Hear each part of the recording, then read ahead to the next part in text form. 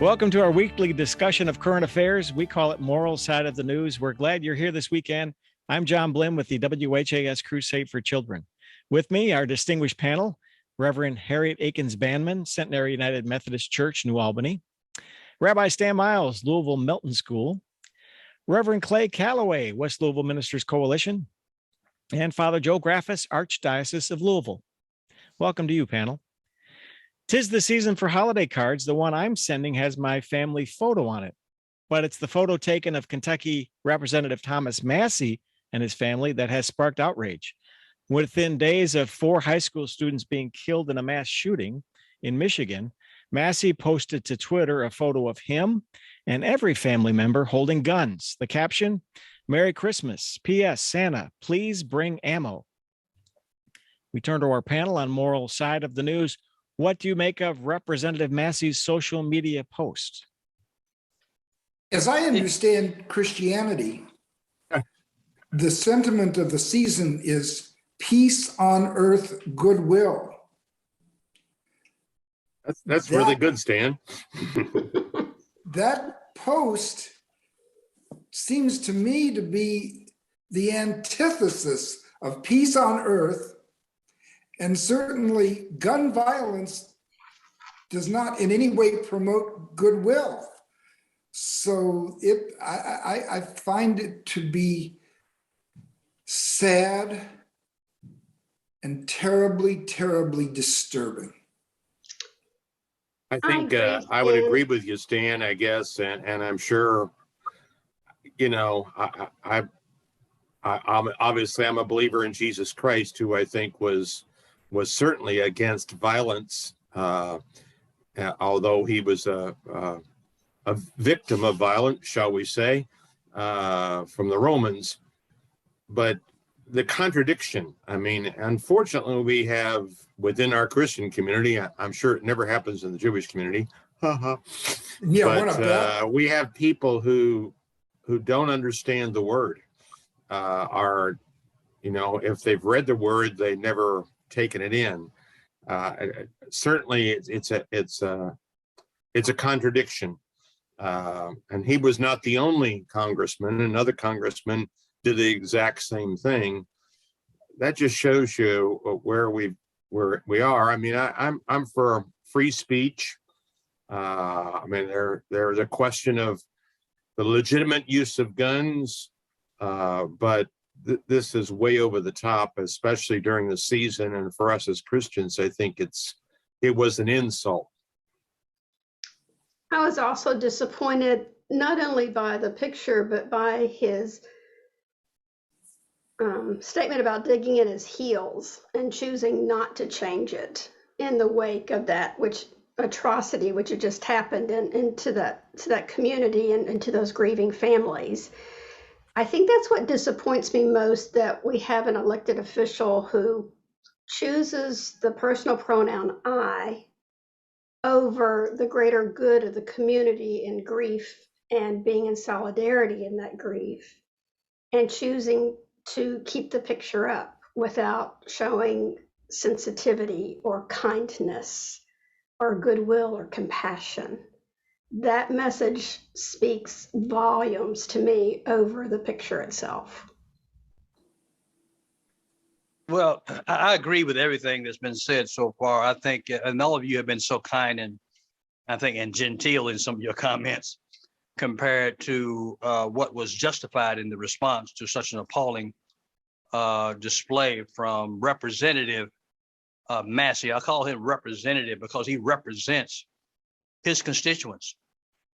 Despite us being appalled by it, there's many in his base that applaud it. And so he is representing their ideals and their values. And I agree with Stan, with Father Graffis. It clearly is a contradiction, an undeniable, irrefutable contradiction to the message and the call and cause of Christ. The kingdom, the Bible says the kingdom suffers violence. Indeed, Christ was a victim of violence. Even in his birth and childhood, he was a victim of violence, those who tried to take his life.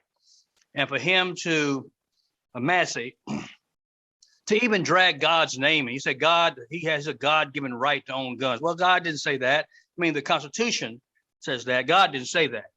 So for him to drag God into it is even more appalling. It appears to me that in the state of Kentucky, and I've got to at least acknowledge that he is representing his constituents.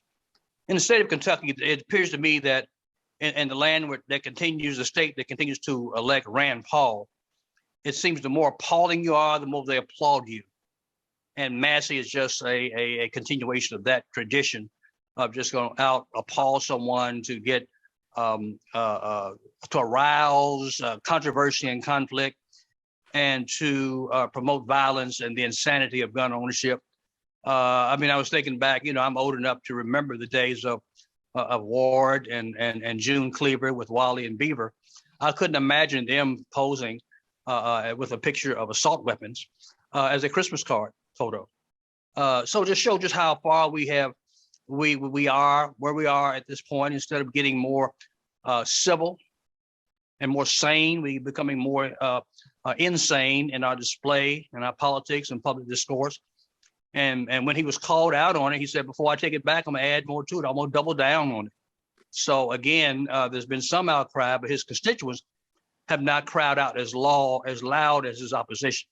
So he represents their values and their views. Even Rand Paul came back and said he's not surprised by it, but he's seen something similar to that before. So that's just where we are. And in many respects, it does serve the body of Christ well in this sense. It draws a clear distinction between who's in and who's out. I mean, you may claim to be Christian, but that clearly is a contradiction of the message and example of Jesus Christ. So I think it is what it is, but I think it's clearly an appalling display. I think it's also, and Harriett, I think, alluded to this. We as Christians say, using the Jewish text, that love of God, love of neighbor, that you can't love God unless you say you love your neighbor, or you're not living out your love of God. But I think that's the tension in our country here about it's all about me and I and my freedom. Well, my freedom can impose, oppress others for a lack of freedom. That its freedom might have a freedom, but it has limitations. I have responsibility to look at the common good of other brothers and sisters as well. That's basic and fundamental to both of our traditions here as Jews and Christians. And that seems to be totally missing in the minds of some people. So what we're all stating is that there is a moral shift.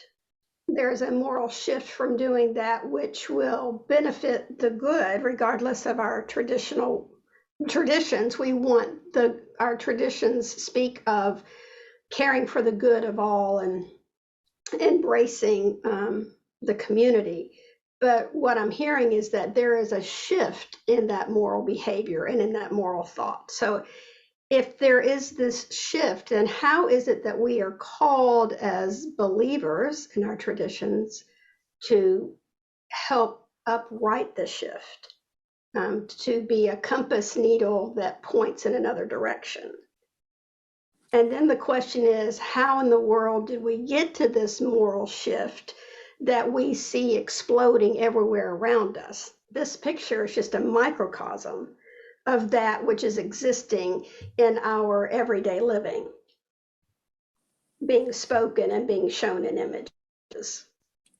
Harriett, to build on this just a little bit, it seems like whenever we see a public shooting, a school shooting, like we did this week, and also the peculiar behavior of the alleged perpetrator's parents, there's also another reaction out there, very public, like the reaction of Thomas Massie, that just totally stirs the pot and doesn't work at all toward any form of understanding for the victims or healing or any type of reconciliation whatsoever. And I think that we need healing and reconciliation in times like this, not something to stimulate, God forbid, more violence. I agree with you, Stan, but I think we need to face reality. The great James Baldwin said, "You can't face what you don't face." We need to face it. Violence, as someone said back in the 60s, I think it might be H. Rap Brown said, violence is as American as cherry pie. This violence is American. That's who we are. I mean, even the Kyle Rittenhouse incident in Wisconsin. You know, he was given a gun by his mother, an assault weapon by his mother, violence that was taught to him by his mother. And that's just an indication that violence is taught and provided to children in their mother's milk. It is early infused and nurtured in the mother's milk. You have Massie with his children holding assault weapons. I mean, it comes in the home. You get it as early as your mother's milk. You're nurtured on it. So that's where we are. And until we can face that reality and try and stop making excuses for it, then I don't think we can really begin to heal or reconcile anything until you at least know where you are. And that's the first step of healing anything, is having an accurate diagnosis of what the problem is, and don't ignore that diagnosis any further than we have been, sadly, in the recent past. So I think this is just a reality check that we need to face. And I think that in the time of Christ and peace and Christmas is a good lens to look at it. And we can clearly see it's out of sync with the season. All right, panel, a good start. And thank you for your opening comments to this edition of Moral Side of the News. Our second topic, we mark the 80th anniversary of the attack on Pearl Harbor this week. And one member of the greatest generation was lost this week as well. Former Senator Bob Dole died at age 98. Senator Dole wrote his final opinion article in late November, and it was published this week. Here's a quote. Dwight Eisenhower said, "America is best described by the word freedom. It's an all-purpose sort of word, one that we salute like the flag on the 4th of July, even if no two of us define it exactly in the same way," end quote. So let's hear your thoughts on the man who, right to the end, emphasized the importance of listening to others with whom you disagree and finding a solution together. Bob Dole. Bob was one of those people of a Republican that a lot of people respected. I think of George, the first President Bush, a generational partner of his, McCain, and so many people who were working together across party lines on many different issues. And while had a point of view, I didn't always agree with every one of his views, but there was a respect there. And I think he's certainly in that final article that you sent us, that was in the kind of urges us to go back to that, which we had at one time. How we lost that is still a little bit of a mystery to me, that all of a sudden we said, well, that's weakness, and strength is bullying people and all this kind of stuff, which is not what we want to teach our kids.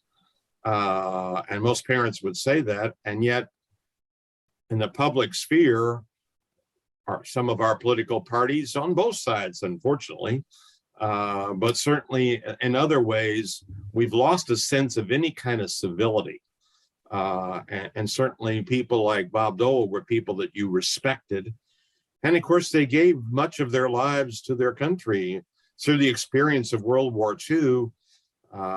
Most of us, our parents, were part of that group, the greatest generation. And I learned so much from that group. And I think we have lost that sense of, it's not just, it's God, but it's country, it's community, it's people together. It's more than just me. I will sacrifice for the sake of someone else. They certainly did that 80 years ago, and we need that even more today. I like what Harriett said. There's clearly been a shift, a moral shift. You take the likes of a Bob Dole, which appears to be a throwback from a bygone era compared to the current climate of so-called conservative politics. I mean, he would have no place in the public arena today, none whatsoever. But the fact that he had a level of integrity, a level of civility, a level of respectability. I mean, he clearly is a milestone from a bygone era.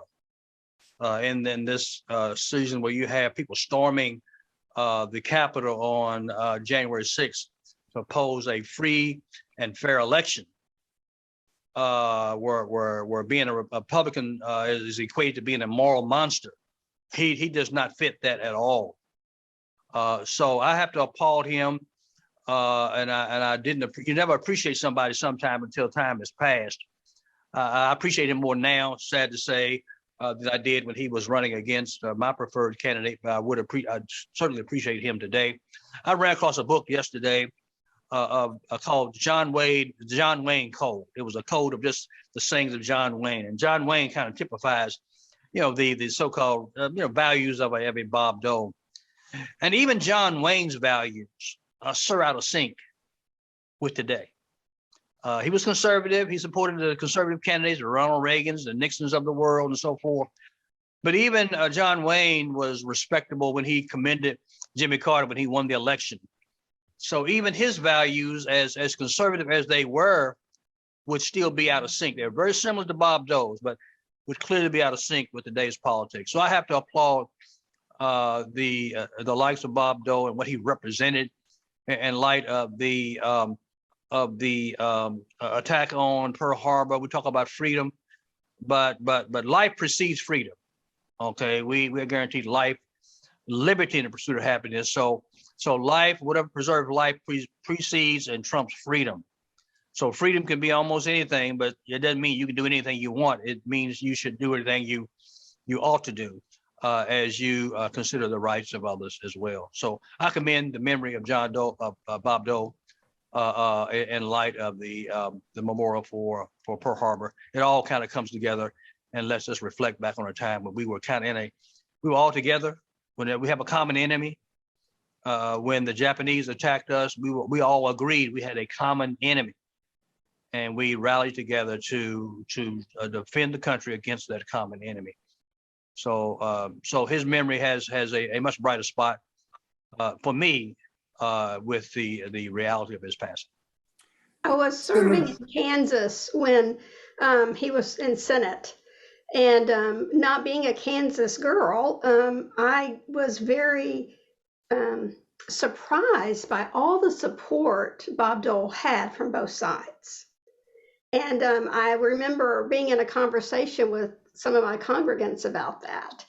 And they said, we have to understand Bob Dole remembers from where he came, and he doesn't carry the mantle of pride into the decisions he makes.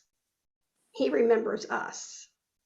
And I can remember that so vividly. So I was very saddened by his passing, and at the same time grateful for that public image that he gave, that my small 3 churches in the country, good Kansas farmers folks could say he remembered us.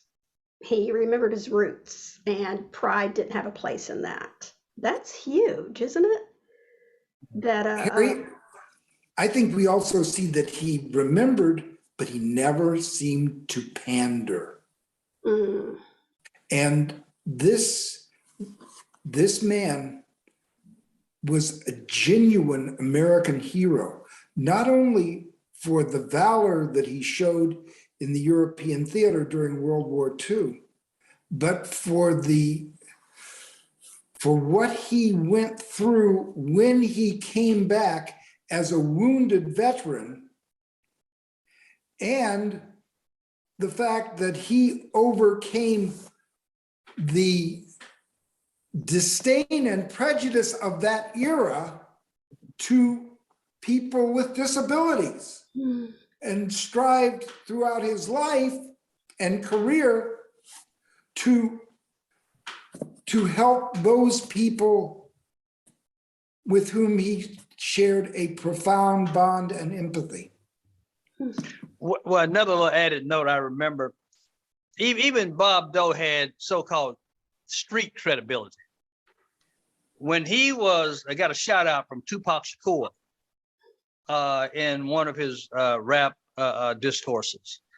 I mean, that gave Bob a tacit nod and a level of street credibility among even the hip hop generation of his day. So it just showed that even in that sense, he got some level of tacit respect from and a level of street credibility from those from the hip hop community when Tupac gave him a mention in one of his rapping discourses. So I think he has some appeal points at many levels, and I think it's worthy of commendation.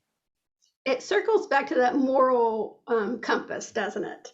Mm-hmm. That he chose to be an example of that to the farmers in the field, as well as to the veterans with whom he served, and to the community of disabled vets, just the whole way around. And as you said, Rabbi Stan, not to pander, but to just be who he was created to be. The other thing that comes to mind is that he invited conversation that was authentic enough to have people listen into one another instead of listen for their opportunity to speak. And what a great example for us to consider at this moment in our history. You know, we sometimes forget the significance of Kansas in the history of this nation. Mm-hmm. Even before the Civil War, they called it Bloody Kansas. It was a great debate over whether slavery would be allowed into Kansas. Of course, the Wizard of Oz made Kansas famous in another way. Dorothy said, "You're not in Kansas anymore." It represented a wide open area, and Kansas also is a location of many of our of the airplane industries resided there in Kansas, believe it or not. So it represents some wide open spaces, but also some space age industries are there in Kansas. So it's a very unique place in the fabric of America, and that's who he represented, where he came from. So I think it's worthy of making that acknowledgement. All right, panel, excellent. We rest in peace, Bob Dole. I want to close out our program with this topic. We've got about 5 minutes left. Former WHAS Crusade for Children Executive Director Bud Harbsmeier passed away this week. He was 86. Bud guided the crusade for nearly 2 decades, retiring in 2000. And worth noting, he was the longtime moderator of this program. Joe, I know you work closely with Bud and some of you as well. Please share your thoughts about Bud Harbsmeier. Yeah, I go back. I first started on Moral Side of the News, it's hard to believe, in 1985. And Bud, I think Bud became director, AD 182. So he had just been there a couple of years. And in many ways, the show was still kind of trying to adjust to different times. And of course, he was trying to start the HAS, the Crusade for Children was still just kind of a mom and pop thing. And he was practically everything after Phyllis Knight, and he tried to work over the years and passing it on to several directors thereafter to kind of get us moving to a more professional, if you will, charity. And so an interesting character. We had lots of conversations about a lot of things, very conservative politically, but always willing to challenge with questions. And it was great to see him. And I'm so glad that he got to give the Highlands High Views total this year as a kind of bookend for him. Great man. We miss him. A great contributor to the crusade. Bud predated me. I remember him, of course, on the crusade, but and the moral side. But he predated my involvement with the the moral side, but clearly he had a place. He brought Stan on, so we can blame him for that, I guess. Yes, we can. Stan, go ahead. Bud's the reason I'm on the program today. There were folks who were members of my synagogue at that time who were good personal friends with Bud Harbsmeier, and they kept saying to him, hey, we've got this guy, he's a young rabbi, try him out on the TV show. And Bud did and gave me a chance. And I don't know, Joe, do you remember what we used to do? This was, you know, in retrospect, It wasn't on Zoom. It wasn't on Zoom. Zoom was what you did in your car, and maybe you got a ticket. Right. We would meet in the green room at the TV studio. Let's say we were taping at noon, we would meet there 11:15. And in the green room, there would be a big table. And on the table, there were a whole bunch of copies of that day's Courier Journal. And so we would look at the Courier Journal as a group and decide what we were going to discuss there and then. No one sent out topics. There were no topics. We determined what the topics were, and then we went on absolutely cold turkey. It's sort of like being in the circus and walking the tightrope without a net, but somehow we were able to do it. And Bud was a very, very good moderator. Sometimes you could figure out what his political position was, but he was good. He was good as what he did, and his passion for the crusade was enormous. Before that, in the early days of Bud, he decided a topic, and we did not know what the topic was until the program started. Harriet, you have a story to tell, I know. Go ahead, Harriet. He was a big influence on me as a child watching WHAS News growing up, because WHAS was the only thing we listened to at our house. It was the only radio station we listened to. And that was part of my desire to go into journalism and communications when I got older. Always wanted to work with him at WHAS. Well, here we are today, and may he rest in peace, Bud Harbsmeier. Thank you, panel. Thank you, Reverend Harriet Akins-Banman, Stan Miles, Clay Calloway, and Joe Graffis. If you'd like to catch this program again, it's available on YouTube. Just go there and search for Moral Side of the News. And also, Moral Side of the News is now a podcast. Just search for it wherever you get your podcast. It's never too early to consider a tax-deductible year-end donation to the WHAS Crusade for Children. Just go to WHAScrusade.org, WHAScrusade.org to donate securely online. You can also mail your donation to WHAS Crusade for Children, 520 West Chestnut Street, Louisville, Kentucky, 40202.